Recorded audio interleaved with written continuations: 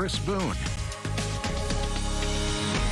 Very spring-like for these past 24 hours, even last night, a little bit above that average. Getting into our afternoon, saw some of those hours we were getting close to those average, actually peaking out with that afternoon high today. Exactly at average, seeing that afternoon high of 81. And those lows last night just a little bit above that average, seeing that 57 as compared to that average of 51. It's going to be a little bit colder than it was last night as we go into the rest of our night tonight, but not nearly as cool as reaching average, still remaining just a little bit above that average. Actually saw some of those clouds through the sky through those morning hours, really cleared out for that afternoon and continued to clear out. We saw those very clear skies for most of that evening, and even leading into those overnight hours, we're going to stay very clear, mostly clear for the rest of our night tonight across the Concho Valley. Actually seeing that current temperature right now sitting at 65 degrees. Dew point is at 49. Just a little humid out there. Humidity sitting at 56%, and those winds out of the southeast right now at 6 miles per hour. And those have been fairly calm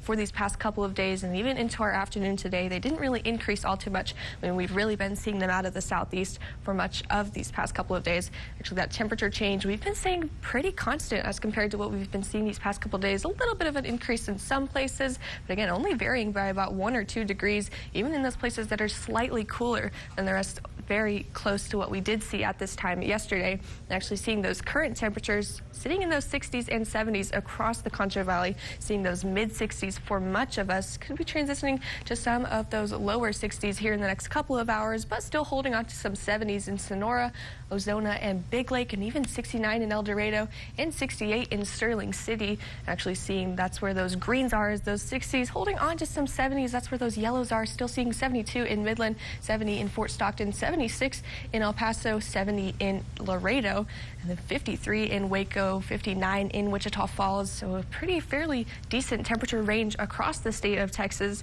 Though back here in the Concho Valley for these next 12 hours going through the rest of our night, we're going to continue to cool down, getting into those 50s for those overnight lows and back in those lower to mid 50s overnight, and then warming back up as we go into that afternoon tomorrow.